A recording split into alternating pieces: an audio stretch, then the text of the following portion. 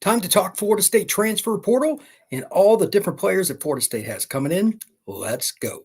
You are Locked On Seminoles, your daily podcast on the Florida State Seminoles, part of the Locked On Podcast Network. Your team every day.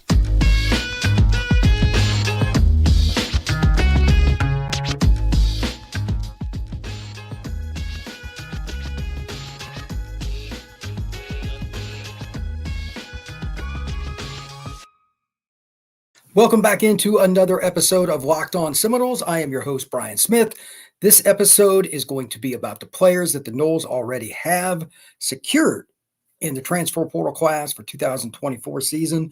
And to be honest with you, with just a handful of guys at the beginning of the new year, I am quite surprised by everything they've got going on. It's been shocking to me how quickly Mike Norvell and his staff have really turned this around. So with that, we're going to jump into that right after this. LinkedIn Jobs. These days, every new potential hire can feel like a high-stakes wager for your small business. That's why LinkedIn Jobs helps you find the right people for your team faster and for free. Post your job for free at linkedin.com/lockedoncollege. Terms and conditions apply. So here's what I want to do. I'm going to kind of give some of my brief overall thoughts. I'm not going to make this specific about any one given player. If y'all want to ask questions, you want to comment, that's what I'm here for. Please, on that note, hit that like button, hit that subscribe. I really want to find out what people think because, again, I'm shocked how fast it went. Credit to the staff. I mean, I obviously follow Florida State very closely, but they've exceeded not only my expectations. I spoke to a few people around the recruiting world. I spoke to a few people that are just fans, etc. And regardless of whether they do or do not like Florida State, it's been a very linear path. These guys are getting it done. Like, I had somebody bring it up to me. They didn't even know I ran a Florida State podcast. This is ironic. Just a Florida State conversation based on just some random person. They were like, man, Florida State's getting a lot of guys in the portal. They had no idea I ran a Florida State podcast. That tells you something. So with that being stated, I do want to talk about one particular player in general, because this is something that I was kind of worried about. It's not always easy to get the guy at running back. I hadn't talked much about it, but I figured Tofili would be the number one guy next year, and I still expect him to be. But getting Roydell Williams from the University of Alabama is important. I went through his stats this year, and I mean, he's played there for a while. He's a really good player from Hueytown, just on the edge of Birmingham. He had 16 carries, 64 yards, and a touchdown against Georgia in the big SEC title game. It's the only game Georgia lost this year. That's the guy that Nick Saban relied on against their biggest nemesis. And you got him to transfer to your school. That's huge. Now, I know there's a lot of other guys we can talk about. Maybe some are better. Maybe some are at a position of more need. But I'm bringing him up for a very specific reason. I trust what Nick Saban trusts. I just go by the numbers here.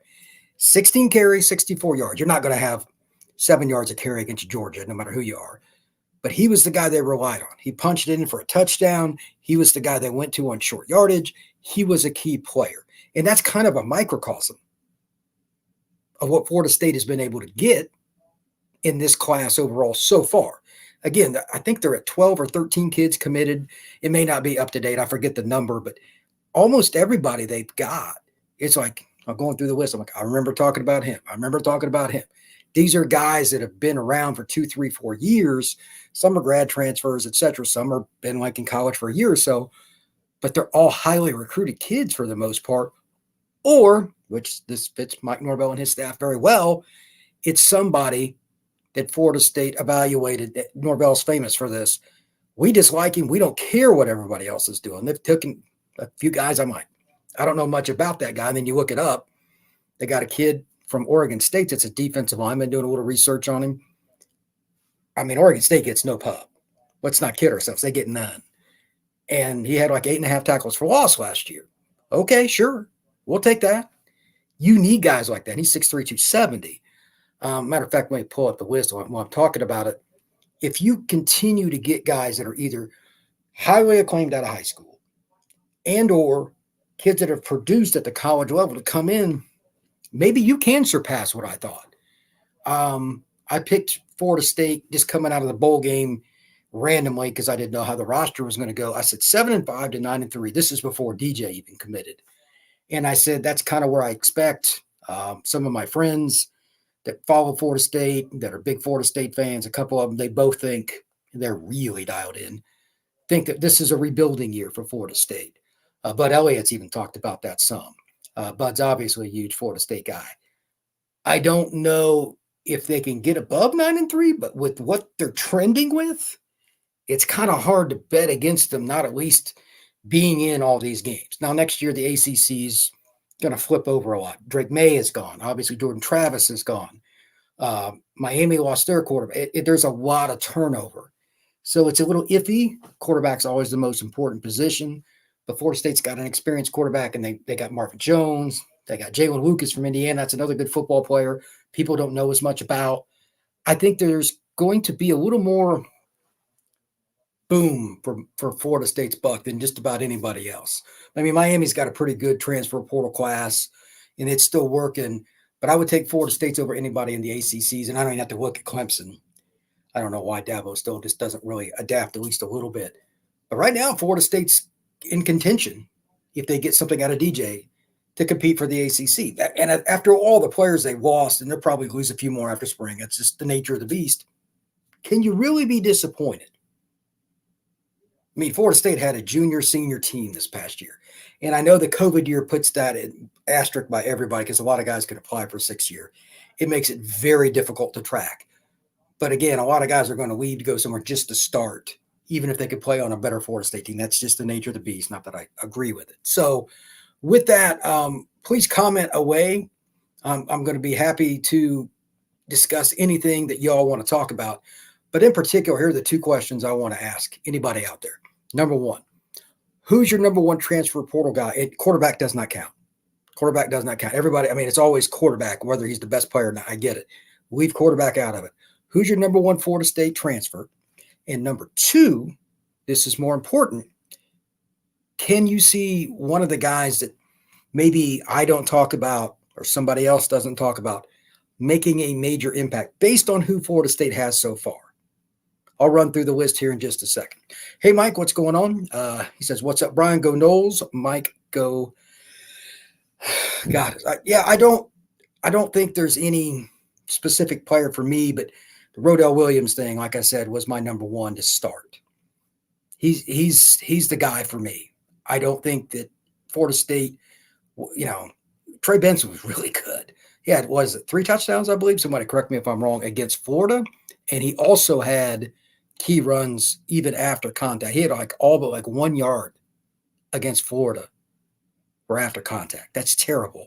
Florida State's offensive line did not play well in that game against a really bad Florida run defense, and they still were able to punch it because of a power back.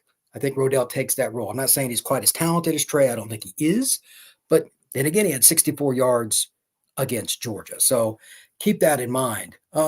As far as what's going on with Florida State moving down the road, I also want to talk a little bit about that. A couple more things that they need. Obviously, got Jalen Brown. That's a kid I know. He played in Miami. He was recruited nationally, Michigan, Texas A&M, LSU, signed with LSU, just transferred to Florida State. He is a flat burner. I'm curious to see how they're going to utilize him because he has a lot of talent. They always like to get South Florida kids anyway. So that is a big, big bonus for them. Speaking of big bonus, FanDuel. Make sure that you are checking out FanDuel, the NFL playoffs. I was watching those yesterday. By the way, if you're a Cowboys fan, I'm sorry for what happened. That was hard to watch. The NFL regular season's wrapped up, but now there is a better time to get in on the action with FanDuel. It's the playoffs. America's number 1 sportsbook is FanDuel. Right now, new customers get $150 in bonus bets guaranteed when you place a $5 bet. That's a $150 in bonus bets, win or lose. The app is so easy to use, and there are so many different ways to bet, such as live game day parlays. Find bets in the new Explorers tab. You can also go and make a parlay in the Parlay Hub, the best way to find popular parlays, and many different ways as well. So visit FanDuel.com/lockedon and make your first bet a layup. FanDuel, official partner of the NFL. All right, I'm going to get back in here to the questions and whatnot. Let's talk a little bit about what's going on. What we got here? Ray, let's see. Linebacker Sean Murphy on campus right now.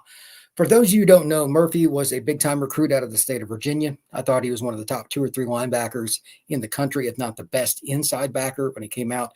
Didn't make a dent really at Alabama, but he's a highly coveted kid who is in the portal. If they've got him on campus, and I'm stuck up in Indiana at my parents' while the weather clears, so I can get back on a plane. For any of those of you wondering why I'm in this room, but you got to take a chance on this kid. He is, I don't know what happened in Alabama. It didn't work out, but they got a lot of guys. He's transferring. The talent is there. From what I know of him, he's a good kid. Look, Ray brings it up. If he's on campus right now, and I did not know that, thank you for the info. Look, that's a big deal. Florida State desperately needs linebackers. That's something I was going to talk about. We've discussed it on the show before. Can't go wrong with that, man. You cannot go wrong with that. You have to be able to land the opportunities like this. He may even start next year. Again, I don't know what transpired at Bama, but that's a dude. Let's see what Mike has to say. My favorite player out of the portal right now is wide receiver Malik Benson. Let's talk about that a little bit. Another Bama guy. Transfer, speed, didn't get like everything to work out for him at Bama. I could look up his stats real quick, but he's a guy that can go. Speed is without question his deal. I don't know how much he was banged up. I saw Bama play live in the Iron Bowl, but I'm not sure if he even caught the ball in that game. Let's see what he had 13 catches for 162 yards and a score this year. His last catch would have been, he didn't catch it. He caught one against Auburn for 33 yards, and he did not catch the ball against Georgia or Michigan, but he did play. So really inconsistent. He did have 2 catches against Texas earlier this year. But here's the deal with him. Not everybody wins the battle right off the bat. That's why the transfer portal is there. He's 6'1", 190, something like that. But he's a track kid. Florida State just lost 2 NFL receivers. You got to take chances on guys that have that kind of physical skill. So I agree with Mike. That's an important one, but I have no idea how they're going to use him yet. But it is interesting when you put him with Jalen Brown. That's 2 of the fastest guys on the team that are walking in from the portal. It's always good to get extra speed. Parker, DJU, we had to have a quarterback. Rodell added a solid running back to help us out as well. Both big gets. Go Noles. The backfield is certainly looking better. I'm a big Tofili fan, but again, I love Rodell having an experienced back that was good against Georgia. That's about as experienced as it can be. I'll take that. And DJU has played at Clemson and Oregon State and been a starter. Nothing wrong with either one of those. Mike, I believe MJJ will be awesome. Yeah, look, I can't say how good he's going to be, but Jones went to Georgia. He had an offer from every school in the country coming out of high school. He's from American Heritage down in the Fort Lauderdale area. I saw him play. When he walks up and shakes your hand, that's a guy that you know has a chance. Marvin Jones Jr. is a very physically gifted young man. Again, a lot of the kids that go to Bama, Georgia, no matter how talented they are, they're not going to play right away because they got another guy like him a year ahead. Kids get impatient, they leave. He could pop off his first year for Florida State. The Noles have not recruited, in my opinion, DN like they should out of high school. Maybe he gets his shot right away. Angelo. I definitely think we'll kick the tires on Murphy. Yeah, man, it's kind of hard not to imagine that. He's a really, really good football player. Something, maybe it was just a depth chart thing and they just didn't trust him yet. They run a complex scheme at Bama. It's totally different at Florida State.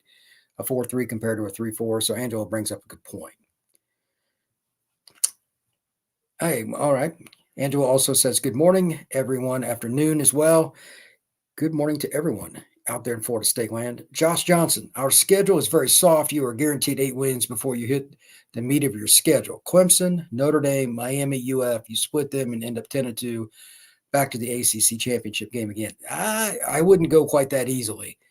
I need to see the full schedule and the order of it and all that. There's a lot of things to go. With the transfer portal, I don't make specific predictions on games anymore. Those days are over for me. I won't make those until June because too many kids are transferring out. But the ACC, you just don't know. There's too many guys coming and going. Like NC State got a good quarterback. They got the kid from Charlotte.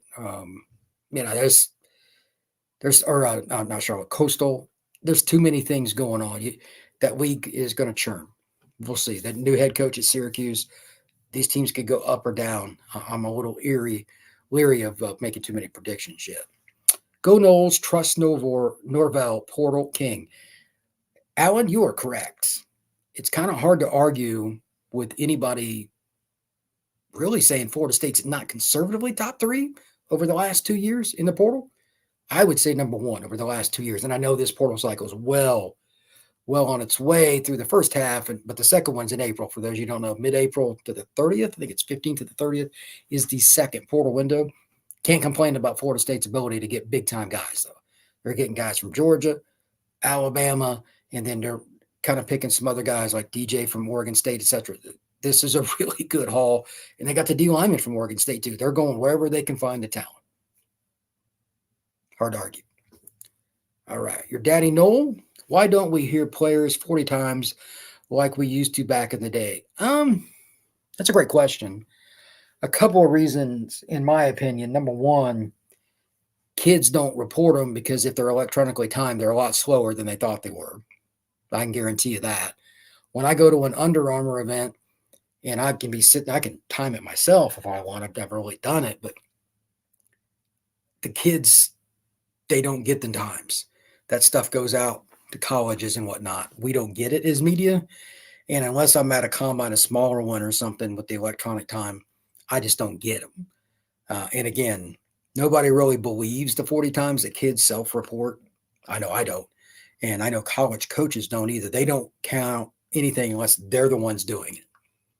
I know at UCF, what's one of the first things they do is everybody runs. Coaches do it themselves. I stand there and watch it. I've done that at other schools too. So that's kind of what it is. It's just a lack of trust more than anything else. Angelo. With kids from Washington, Bama, Arizona having 30 days to go into the portal, we'll see more talent waiting to be picked from. 100%. Angelo makes a great point, and this is a rule I might as well bring up. If your coach leaves, I believe it's from the day or the day after, the clock starts ticking. You get 30 days for that specific school. It's like its own transfer portal. Hypothetically, if school X, wherever, on February 10th, loses their head coach, that's a 30-day window for that school for each player. So this is a good point. Again, it's Washington, Bama, Arizona are the schools that have opened up here recently. From that time that they opened up 30 days, you don't know who's going to jump in. Here's the tricky part. We're well into the middle of the month of January. Depending on how the semesters work, some are on block schedules or whatever. Some of the kids may have started their semesters already. That's awkward. And some of the kids might be like, I want to transfer to this school. Well, they've already started their school. I don't know how that stuff works, so it's a little awkward there too. They might have to finish their semester where they're at. I don't know, or just drop out. I mean, it's awkward because you can't go to spring ball unless you're enrolled. I don't know how the NCAA does that. That's the weird part about the spring transfer stuff. You got to go through spring practice for transfer. You have to. I'm not sure exactly how that works. Ray, we just been crystal ball for 4-star 24 quarterback Trevor Jackson. I know Trevor really well. Tremendous athlete. I don't know if he's going to be a preferred walk-on or a scholarship, but that's interesting. I did not know that.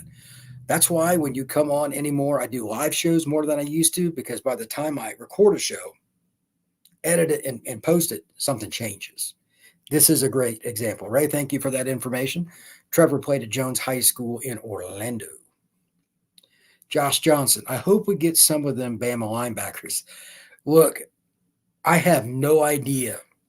This is a good point that you brought up by accident here. Washington didn't run the same scheme as Bama. Georgia and Bama are about the only two that truly run the old school mega big guy in the middle 3-4 defense that had those guys that have successfully done it for several years. Not like recently, maybe had a good year or something. Texas can run that if they want. A&M, they've both done some of that. A&M, I guess, would be the other. They've recruited D-line so well, but that's kind of going away. I don't know how many of the Bama linebackers that are there, especially the bigger guys in the middle. Washington's probably not going to run that defense. I could be wrong, But that's a big factor with whether or not, and the clock is ticking since Saban has left and DeBoer is there, how many of their linebackers and D linemen are going to fit the new scheme. I have not heard anything about it. But if you're a pure nose guard and you're going to be in a one gap, get up the field defense, do you really want to be there? It's debatable. I mean, there's still a use, but maybe that's not what you signed up for. I don't know. The interesting part is roughly, give or take the year, the NFL, there'll be 10 to 15 teams at least that run a variation of the 3-4. There are only so many guys who can play that nose spot. That's why there's not that many in college. And the ones that are good enough turn pro as soon as they can. They're just the rare. I mean, you can't be taught to be 6'5", 330. So I'll be curious to see how many of the Bama backers, D ends, stand-up rush ends, D tackles, all enter the portal. Keith, if there's one thing I've learned over the past 4 seasons, it's to trust Norvell and this staff on talent evals. It's kind of hard to argue that. They've done a stellar job on finding diamonds. Great post. It's true. I mean, obviously, you could point to several different players. A certain defensive end that just got done at Florida State by the name of Verse would be the pinnacle of that, in my opinion. But there are other guys, too. I think that Florida State has done that. But here's the extra bonus. When you go 13-0 and you're on the map for the entire season, getting a lot of pub, ranked in the top 5, it's easier to recruit. They had a better recruiting class this year. Higher ranked guys, I mean, anybody could evaluate. And in the portal this year, they're hitting more high-level guys in terms of notoriety. Again, Bama, Washington, Georgia, stuff like that. Terrence Ferguson's coming in from Georgia. He was a highly ranked kid that everybody wanted, big offensive lineman. You need guys like that. It's not a real long eval. Big, fast, athletic. Well, I mean, what do you need to evaluate? It's pretty straightforward. Myron, how relevant are scholarship sanctions in the age of NIL? Well, that's interesting. I'll answer this before we go to the other side. If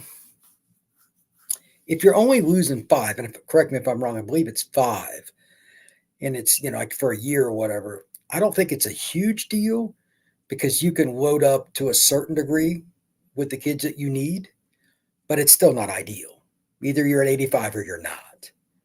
Florida State's at a disadvantage this year. There's no way around it. If that, I don't think they're appealing or anything, and I don't know all the details. This is just off the top of my head.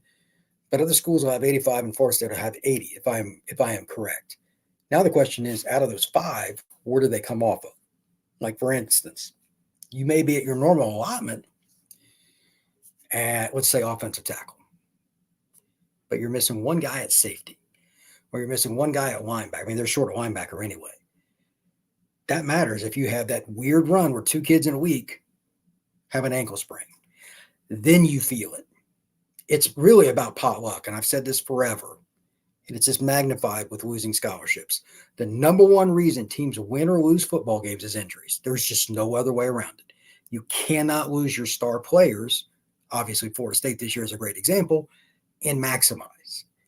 But if it happens at a spot where you're short on top of it, boom, you can go off the end. Quarterback is obviously the biggest one, and Jordan Travis is a great example. But even if he'd have stayed healthy, Florida State was really thin at linebacker this year. If they'd have had any injury problems, they could have still lost. They could have lost games at the end. They very easily could. Their linebackers took a lot of beating and played a lot of snaps. They were not deep. That cannot happen moving forward. And that's why we've talked a little bit about some of the kids from Alabama here in the last couple of minutes. It's a really big deal to make sure that you have as much talent as possible balanced across your roster. That's important with recruiting and the portal. That way the injuries don't beat you up quite as much. Also of importance is LinkedIn Jobs. With the start of every new year, every small business owner is asking themselves the same question. What's the one move I can make that'll take my business to the next level in 2024? LinkedIn Jobs knows that your success all depends on the team you surround yourself with. That's why LinkedIn Jobs has created the tools to help you find the right professionals for your team faster and for free. LinkedIn isn't just another job board. LinkedIn has a vast network of more than 1 billion professionals. That's a lot of people, by the way, which makes it the best place to hire. For instance, I still communicate with people that when I got on LinkedIn over 10 years ago through LinkedIn and on messaging. It's easy to connect with people. That is a fact. Hiring is easy when you have that many qualified candidates. So easy, in fact, that 86% of small businesses get a qualified candidate in 24 hours. Post your job for free at linkedin.com/lockedoncollege. That's linkedin.com/lockedoncollege to post your job for free. Terms and conditions apply. All right, let's get back in here to the questions. I think it's pretty interesting with the information about finding players everywhere. It's so ironic because LinkedIn's the same kind of concept. You got to go where the talent is. Your daddy Noel, did Evan Stewart fail his physical when he came to Florida State? Because they're making a big deal about him going to Oregon. If he did, I'm unaware. Now, Evan played from day one at A&M, and he played 2 years. Maybe he's banged up. I have no idea. I have not heard anything about it. Once I heard he went to Oregon, I stopped following him. He's as good a pass catcher as I watched this last year, running routes and making DBs frustrated. He is tremendously talented. He didn't always get the ball where he should have, but A&M's quarterback got hurt. Again, yeah, it's just part of it. He made the best of it, but that is a dude. So curious to see what he does at Oregon with a real quarterback. Miami getting Cam Ward will hopefully make our game much more competitive. Florida State will still win by 10. I don't know what Cam Ward's going to do, but that is a freak of nature. He has incredible arm strength, throws some really weird angles, big-time player. Playing down there is harder, obviously, than playing at Doak, but at the same time, that game's so far off, I'm not really worried about that. It's just good that both teams will have experienced quarterbacks, and that makes it a lot of fun. All right. Marcus. Man, I hope we sign the Murphy kid. We get a crystal ball for Amari. Norvell should push for the nickelback in the portal. I mean, Amari is the defensive lineman / tight end that is reclassed from the class 25 to 24. I have not heard anything on him the last few days. I actually looked into that. I haven't heard anything. I need to check up on that. So that's actually a nice little bonus for me. I am curious about the whole situation with whether or not they're really pushing for Amari or not. It's a different deal when kids reclass. They don't have as much information in the process. They haven't taken visits all bunched together. I don't know what he's trying to do, if there's any other schools. I haven't seen him since right before the season. A hell of an athlete. Holy cow. He's 100-meter kid at like 220, was running 11.1, something like that. I mean, he is a really, really talented athlete. So it's pretty interesting when you have guys like that that are coming around. Before I get out of here, I want to give you guys a couple other opportunities. Number one, besides Florida State, looking broader, and I'm sure people have done this to a certain degree. Are there any schools that you look at, whether they play the Knowles or not? It's up to you. Do you say, man, they've got a pretty good portal class too? Who are some of the teams that you think, compared to Florida State, or at least have good portal class? I'm curious. I've looked through some. I've looked at more at like opponents for Florida State, but not that much yet. I think by February 1st, we'll have a better idea because a lot of the stuff will actually be announced. Let's see what we got here. They said Amari's signing is imminent. Well, who's they? And I don't trust anything is imminent until I see it signed in today's age. I've had kids tell me where they're going, and an hour later they sign with somebody else. From somebody else that has been burned, just note that you never know with recruits. Ole Miss. Oh, really? Here's the thing with that. It's twofold. In terms of the players, I agree. Angelo is correct. They probably have the number one portal class on paper. Here's the problem. They spent a bunch of money on guys, in particular, Walter Nolan, who's probably as good a D-tackle as there is in the country. And it's, from what little I've heard, and I don't have a ton of info on this, probably irked some guys on the roster. I get it. How well do you do that? Florida State had some of this problem this year too. It's pretty obvious with what happened right after the regular season in the ACC title game against Louisville. Be careful for what one wishes if you get them on the roster, because it's not if you did, it's how you did. If they bought a bunch of guys and it caused other players to leave, and it did, are you going to be better as a team next year? I think Ole Miss is more extreme than Florida State by a landslide. They have a ton of NIL money. a ton. But at the same time, I think that Sark knows he's got a senior quarterback next year. It's that this is his chance to make a wild run. And maybe they can, but he's something like 1-21 or something against top 10 team. He's just not a great coach. He's a good coach. I don't think what the roster is matters. I don't think they're going to get over the top. I think he's hilarious and a great follow on Twitter. I do not trust Lane Kiffin in general, though. Louisville is exactly the same thing as Ole Miss. They're just buying kids. Just straight up. Not a single person I've talked to has told me anything other than that. This was going on before this past season, not just kids out of the portal. So I need to see what Louisville can do. I'm not sure what their quarterback situation is, and that's a big deal, but their roster is going to be solid. Louisville's also got a really good head coach. Myron Smith. Does Florida State lose 5 roster spots or just 5 scholarships? Well, I mean, it's the same to me. That means they're at 80 instead of 85. So, I mean, I think it's just for a year. Correct me if I'm wrong on that. And that sucks. But if you got your hand caught in the cookie jar, you know what? They got caught cheating. It is what it is. Doesn't sound like Florida State really fought it.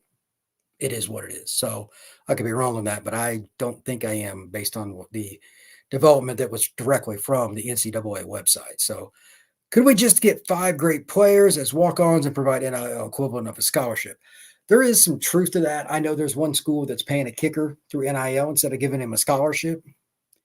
But I just don't think you're going to be able to do that. I don't think Florida State's NIL is going to go that direction. I could be wrong because, again, the kids getting all the money and they're not on scholarship. The kids that are, especially the ones that have already played and the blood, sweat, and tears, that usually doesn't go real well. You got to be really careful for what one wishes. Team chemistry with NIL has taken a nosedive in college football. We all know it would. But I think Florida State, even before the Georgia game, it was pretty obvious. I'm telling you right now, Ole Miss is going to see some of that next year. They spent too much on guys that weren't on their roster last year. It's going to tick off guys that are on their roster and coming back. Some will not be back. Be careful for what you wish. It's an interesting take, but I would not advise that. Alan says Ole Miss. I agree. That's what we're just talking about. The Ducks. Here's an interesting thing about Oregon. They have to do that. That state is godforsaken for high school recruiting. 2 to 3 kids a year is about all they can recruit from their home state. It's probably the hardest team to cover for recruiting. Probably the hardest is what it is. Let's see. True money can upset a team chemistry. Oh, hell yes. Again, it could be 10 out of 12 weeks. You're all good. One guy says something about it in the locker room. There you go. Money changes people, good and bad. So it can be the most random thing in the world, too. Lose 5 over 2-year period. If it's 2, that's a little harder. And this is where it gets interesting. I don't know if there's an answer to this yet because the portal hasn't been around long enough to have any precedence for it. Do you go a little heavier or a little lighter with the portal with you losing the scholarships? I guess that's negotiable. And looks like Florida State's all in, at least on the top end guys. But I think the recruiting class they just had says that they're trending towards doing the right thing and getting more high school kids overall, which I think is great. Yeah, Angelo brings up a good point. He thinks that USA did this quite a bit as well. I don't know what Caleb made, but he was getting corporate sponsorships. I mean, he's doing the Dr. Pepper commercials and stuff. He's doing Nissan commercials. He's making millions. I don't know what their deal is, but they brought in a lot of guys over the last 2 years for the portal, and their coaching on defense was an atrocity to college football.